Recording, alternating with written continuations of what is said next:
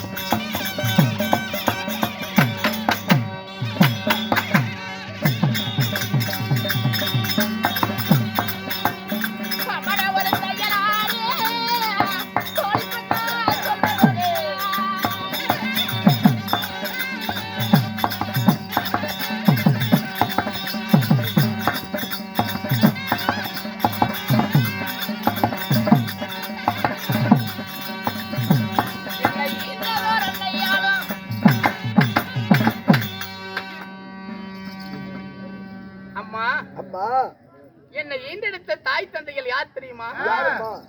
என் தாயோ லட்சுமி அம்மா, சரிம்மா. தந்தையோ ஸ்ரீவந்த நாராயணன். உண்மைதான். லட்சுமி அம்மாவுக்கும் ஆஹா. ஸ்ரீவந்த நாராயணுக்கும் மகளாக பிறந்து நம் மகளாக கமல சுந்தரி மகளாக பிறந்து யாரை திருமணம் செய்தீர்? நான் திருமணம் செய்த மன்னவர் யார்? யாரும்மா? நான் யாரை திருமணம் செய்தேன்? ஆமா. திருமணம் செய்த மன்னவர் யார் தெரியுமா? யாரும்மா? அம்மா என் அத்த மகனாகிய வீர அபிமன்னனை தான் திருமணம் செய்தேன். சத்த மகன் அபிமன்யு ஆமா திருமணம் செய்தீர். ஆமா. எப்படி திருமணம் செஞ்ச? எப்படி? என்னுடைய தந்தையார் ஆமா. துரியோதன மகனுக்கு திருமணம் செய்வதாக ஆமா. ஒப்பந்தம் அளித்து விட்டார். ஆ. எப்படி? ஆ. அசனாபுரத்தை ஆண்டு வரக்கூடிய துரியோதன மகன் லக்னகுமாரனை தான் ஆமா. நீ திருமணம் செய்ய வேண்டும் என்று என்னுடைய தந்தையார் ஆமா. ஒப்பந்தம் விட்டு விட்டார். நிச்சயம் செய்து விட்டார். தாமலமா மாத்தி விட்டார். வருகிற வெள்ளிக்கிழமை ஆமா. சுக்கிரவாரம் மனம் முடிப்பதாக இது நிச்சயம்னு தாமலத்தை மாத்திட்டாரு. சரி.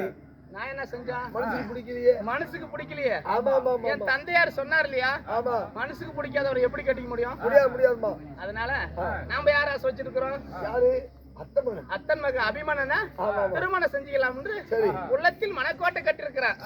உள்ள ஒருத்தர் நினைச்சுக்கிட்டு வெளியே ஒருத்தர் எப்படி கல்யாணம் பண்றாங்க? கல்யாணம் பண்ண வாழ முடியுமா? வாழ்க்கைக்கு சுகமரா? நிச்சயமா வாழ முடியாது. ஆமாமா. அதனால நம்ம அத்தை மகன் அபிமன்னனை தான் திருமணம் செஞ்சு வேணும் என்று என்ன செஞ்சான்? என்ன? அம்மா என் தந்தையார் வருகிற வெள்ளிக்கிழமை சுக்கிரவாரம் மனம் முடிப்பதாக ஒப்பந்தம் கொண்டு விட்டார். ஆமா. அப்படி என்ன நீ திருமணம் செய்யவில்லை என்றா செய்யவில்லை என்றால் வருகிற வெள்ளிக்கிழமை ஆமா. சுக்கிரவாரம் நீ என்ன மனம் முடிப்பல் என்றால் அக்னி குண்ட மூட்டி அதுல என் உயிரை போகடிப்பது இது நிச்சயம், இது சத்தியம் சத்தியம் மாமா அப்படின்னு சொல்லிவிட்டேன். ஆமா. சொல்லிட்டு என் அத்த மகனாய் அபிமானுக்கு கடிதம் அனுப்பிவிட்டேன். கடிதம் எழுதி விட்டீர். உண்மைதான். சரி. கடிதம் எழுதின உடனே ஆமா. கடிதம் போன உடனே கண்டார் அத்த மகனாய் அபிமன்னன். கடிதத்தை பார்த்து விட்டு என்னை வந்து திருமணம் செஞ்சு விட்டார். செய்து விட்டார். உண்மைதான். திருமணம் செய்து நாள் முதலா அதாவது மணவரை சுத்தி வரணும். ஆமாமா. எப்படி? திருமணம் செய்த பொம்பளையும் மனவரை ஃபர்ஸ்ட் சுத்தி வரணும். ஆமா.